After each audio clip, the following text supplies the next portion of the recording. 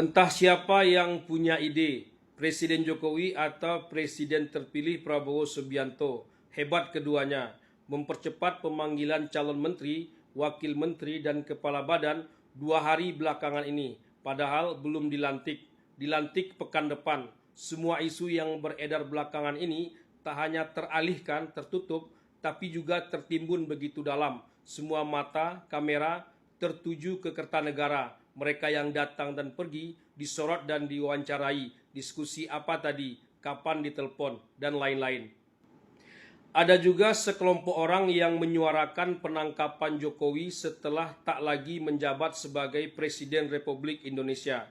Mereka berencana akan menyambut selesainya masa jabatan Jokowi itu dengan penangkapan Jokowi.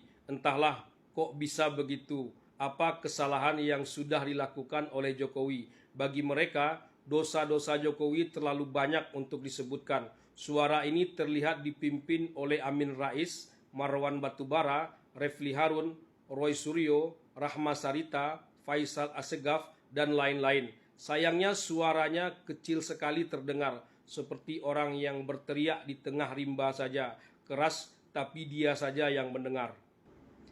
Tapi suara berbeda itu penting, tapi jangan pula sembarangan, asal beda, asal bunyi alias asbun. Berbeda harus lebih cerdas dan kreatif. Masyarakat juga bisa menilai. Informasi sudah terbuka lebar. Tak bisa kita saja yang merasa benar. Jatuhnya nanti hanya pada vonis sakit hati, suka tak suka, dendam, sehingga substansi berbedanya itu menjadi hilang. Survei-survei opini publik berseliweran di sana-sini. Faktanya, tingkat kepuasan terhadap kinerja Presiden Jokowi masih sangat tinggi. Mana bisa disuarakan, hendak ditangkap segala. Percuma saja panggung berbeda itu diisi dengan ide yang seperti itu. Panggungnya semakin sepi. Apalagi calon menteri, wakil menteri, dan kepala badan yang hilir mudik 2 hari belakangan ini terlihat begitu kompeten, tak bermasalah. Hampir tak ada suara sumbang yang terdengar. Terkejut, ia ada. Istri Ahok misalnya, Veronica Tan, ternyata ikut juga dipanggil ke Kertanegara. Diceraikan Ahok, kok malah diambil menjadi menteri yang bakal mengurus ibu dan anak. Agak sumbang memang, tapi kan kita tak pernah tahu cerita yang sebenarnya seputar keluarga mereka. Lagian itu masalah pribadi, tak perlu terlalu dikupas secara dalam di ruang publik. Ahok sendiri kan malah menikah dengan mantan ajudannya sendiri. Terlalu banyak gemuk ia juga dibanding dengan kabinet-kabinet sebelumnya. Tapi hal itu sudah dijawab langsung oleh Prabowo Subianto. Kita ini negara besar, sama besarnya dengan Eropa secara keseluruhan yang terdiri atas 27 negara. Timor Leste saja penduduknya 1,3 juta, menterinya ada 28 orang. Itu sama besarnya dengan satu Kabupaten Bogor saja, jelas Prabowo suatu hari. Prabowo ingin membuat kabinet persatuan Indonesia. Ia ingin semua perwakilan elemen kekuatan bangsa ada di dalam kabinetnya. Ide yang layak dicoba, kiprahnya sangat dinantikan. Memang hebat Jokowi, hebat juga Prabowo. Tapi kata pengkritiknya tentu tidak. Saya mengira Prabowo hanya akan mengumumkan para pembantunya sehari setelah ia dilantik.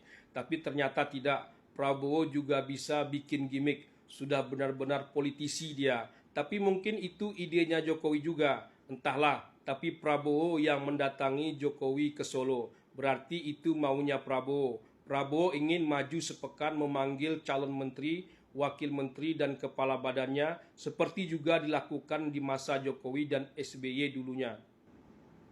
Pokoknya keren habis, bahkan rencana pertemuan antara Prabowo dan Megawati sudah terasa hambar, anti klimaks, tak lagi terlalu ditunggu-tunggu, apalagi dibahas tiap sebentar. Orang beralih membahas calon menteri-menterinya Prabowo. Sri Mulyani ternyata masih masuk.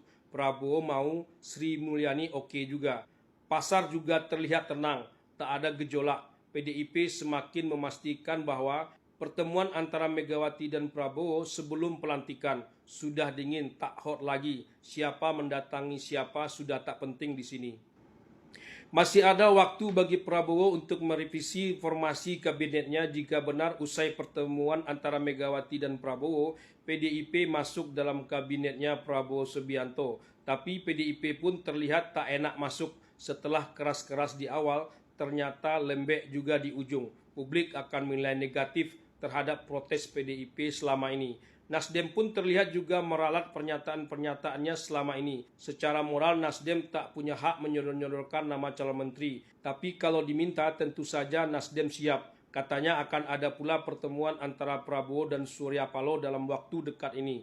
Entahlah, seperti kata politisi P3 Romahur Muzi, semua akan Prabowo pada akhirnya. Semoga saja ini menjadi awal yang baik bagi Indonesia di masa depan.